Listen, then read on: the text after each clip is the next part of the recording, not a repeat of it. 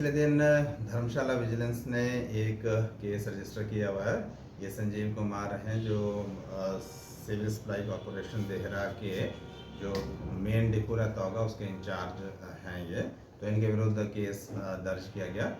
इनके ऊपर आरोप थे कि इन्होंने पिछले साल कोई अप्रैल से लेके जुलाई तक जो फूड ग्रेन सप्लाई होते हैं फेयर प्राइस शॉप के थ्रू लोगों में डिस्ट्रीब्यूट होने के लिए जो सब्सिडाइज्ड अनाज होता है, जो सरकार लोगों को फ़ायदा देने के लिए जो सरकारी डिपो हैं उसके माध्यम से जो डिस्ट्रीब्यूट करते हैं उसका वितरण होता है।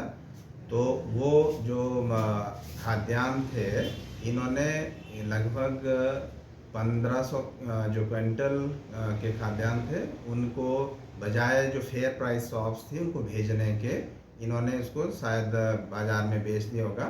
तो ये हमारे पास ये शिकायत प्राप्त हुई थी। विजिलेंस ने इसमें डिटेल्ड इंक्वायरी करी और पिछले दिन इसमें इस एम्प्लॉय के विरुद्ध केस दर्ज किया गया है।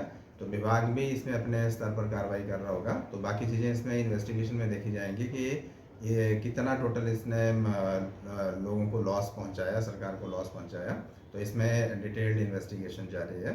और इसके अलावा कुछ दिन पहले एक और केस विजिलेंस धर्मशाला ने रजिस्टर किया हुआ। ये इंदौरा इलाके के एक परिवार की शिकायत मिली थी कि इन्होंने 3-4 साल पहले फिशरी डिपार्टमेंट से कोई वेलफेयर स्कीम्स रहती हैं फिशरीज़ की जो प्रोडक्शन है, जिसको हम ब्लू रिवॉल्यूशन के नाम से भी जानते हैं। सरकार का ये प्रयास रहता है कि जो फार्मर हैं उनको किसी न किसी तरीके से उनकी मतलब आय में बढ़ोतरी हो।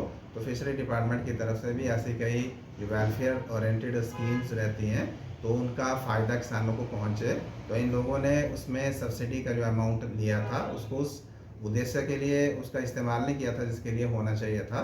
तो कुल मिला के इन्होंने लगभग 3 लाख के आसपास सब्सिडी का मिस अप्रोप्रिएशन किया था। तो ये भी कंप्लेंट हमारे पास थी और इसमें डिटेल्ड इंक्वायरी के बाद हाल ही में इसमें भी केस रजिस्टर किया है। तो आपके माध्यम से एक बार फिर हम आम जनता से ये निवेदन करेंगे कि ऐसी कोई भी शिकायत हो जो भ्रष्टाचार से संबंधित है, तो ऐसी कोई भी शिकायत को लेके विजिलेंस के पास आ सकते हैं। तो इसमें हम अपने स्तर पर, और क्योंकि सरकार का और विभाग का ये प्रयास रहता है कि जो भ्रष्टाचार है उसके विरुद्ध हम कड़ी से कड़ी कार्रवाई करें, तो इसी श्रृंखला में ये दोनों केसेस रजिस्टर हुए हैं और इसमें इन्वेस्टिगेशन जारी है। धन्यवाद।